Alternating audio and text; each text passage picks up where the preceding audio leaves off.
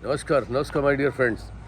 आपका दिन शुभ हो, आपका दिन मंगलमय हो। आइए एक बात बताता हूँ कि एक धूर्तता की जो पराकाष्ठा थी। एक बार की बात है कि एक व्यक्ति के ऊपर साहूकार का बहुत कर्जा हो गया और साहूकार काफ़ी धूर्त था। उसने कहा कि मेरा कर्जा तुरंत वापस करो। वो बड़ा परेशान हो गया कि तुरंत कर्जा कैसे वापस करें। उसने कहा मोहलत करें, मोहलत नहीं मिलेगी। केवल एक रास्ता हो सकता है कि यदि तुम अपनी बेटी का विवाह मेरे साथ कर दो तो मैं इस सारा कर्जा तुम्हारा माफ़ कर सकता हूँ। निश्चित तौर पर ये शर्त जो थी बहुत धूर्तपूर्ण थी और बहुत गलत थी, ये कहने की आवश्यकता नहीं है। लेकिन अब क्या करता हूँ, कुछ समझ में नहीं आया। तो लोगों के साथ जो है उसने चर्चा करी। लोगों ने साहूकार को ही बुलाया। साहूकार ने ठीक है, अच्छा ऐसा करते हैं, ईश्वर के ऊपर ही छोड़ देते हैं। मैं जो है 2 कंकड़ बैग के अंदर डालूंगा, एक सफ़ेद और एक काला। अगर काला कंकड़, उसके बाद इनकी बेटी उस कंकड़ को निकालेगी बैग के अंदर से। अगर बेटी ने इनकी काला कंकड़ निकाला तो ये मान के चलिएगा कि इनका कर्जा भी पूरा माफ़ हो जाएगा, लेकिन इनको अपनी बेटी की शादी हमारे साथ करनी पड़ेगी। लेकिन यदि इन्होंने सफ़ेद कंकड़ निकाला है इनकी बेटी ने, तो इनका कर्जा भी पूरा माफ़ हो जाएगा और इनको अपनी बेटी की शादी भी नहीं करनी होगी। अगर ये शर्त मंजूर हो तो यही एक रास्ता है जिस पर मैं अपने कर्जे को माफ़ कर सकता हूँ। करता क्या न करता, पंचायत ने कहा ठीक है ऐसा ही करो। ऐसा ही करने के लिए जो है वहीं पर सामने ही घर के उसके बहुत सारे कंकड़ पड़े हुए थे बगीचे के बीच। वहीं पर सब लोग बैठ गए और उन्होंने 2 कंकड़ साहूकार ने जो है उठाए और उठा करके बैग में डाल दिए। उसकी बेटी ने देख लिया कि दोनों ही कंकड़ जो है साहूकार ने काले ही उठाए हैं, लेकिन उसने कोई विरोध नहीं किया। अब बारी थी उस बेटी की उस कंकड़ को निकालती जा करके। तो उसके पास 3 ऑप्शन थे। एक तो वो ये कह देती कि साहब मैं कंकड़ नहीं निकालूंगी। एक साहूकार को जो है जो उसकी चीटिंग थी उस चीटिंग के बारे में जो है सबको उजागर कर देती। तीसरा ये था कि वो सहर्ष जो है अपने पिता का कर्जा माफ़ करा के वो काला कंकड़ निकाल के साहूकार के साथ विवाह कर लेती।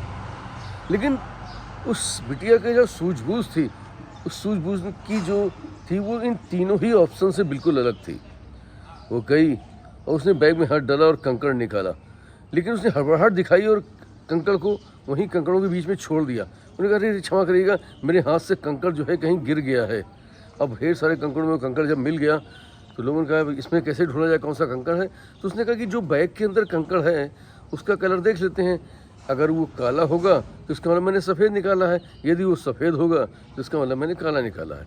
सबने बात मान ली। उन्होंने कहा तो बस सही। अब साहूकार जो है स्तब्ध सा सदमे में आ गया। तो उसने कहा तो नहीं, लगता है मेरी चोरी पकड़ी गई। लेकिन अब सबके सामने वो कैसे अपनी बेईमानी को उजागर करे उसको भी स्वीकार करना पड़ा। और जब बैग से कंकड़ निकाला गया तो कंकड़ काला निकला। इसका मतलब सफ़ेद कंकड़ ही गिरा था और ये सबने स्वीकार किया। साहूकार को उसका पूरा कर्जा माफ़ करना पड़ा और उसकी बेटी से विवाह का प्रस्ताव भी वापस लेना पड़ा। तो दोस्तों, कभी कभी ऐसी हमारे पर निर्णय की बेला आती है, कभी कभी ऐसी परिस्थितियाँ, कभी कभी ऐसी स्थितियाँ हमारे सामने आती हैं कि हमको निर्णय लेना कठिन होता है, लेकिन असंभव नहीं होता। यदि आप निर्णय को अपनी सूझबूझ के साथ धैर्यपूर्वक लेंगे तो निश्चित तौर पर समझिए कि आपका निर्णय बिल्कुल सही और सटीक होने वाला है। इसीलिए कभी भी किसी भी विषम परिस्थिति में कोई भी निर्णय लेते समय कभी कतई मत हड़बड़ाएं, क्योंकि हर चीज़ के पीछे कुछ न कुछ ऑप्शन छुपा हुआ है, कुछ न कुछ सत्यता छुपी हुई है जो आपको सही मार्ग पर ले जाएगी और आपके सही निर्णय पर ले जाएगी और आपके जीवन को सुखमय बनाएगी। तो बस गौर करने की देर है, छटपटाने और हड़बड़ाने की नहीं। बड़ी गंभीरता के साथ आपके चिंतन की आवश्यकता है विषम परिस्थिति में।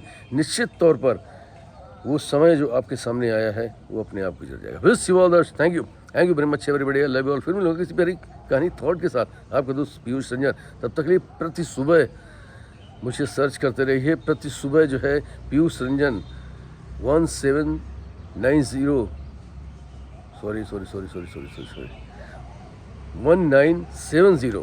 पीयूष रंजन 1970 पर यूट्यूब पर जाकर सर्च करिए। प्रतिदिन सुबह प्यारी प्रेरक कहानी सिर्फ आपके लिए।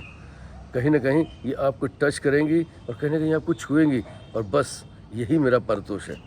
नमस्कार।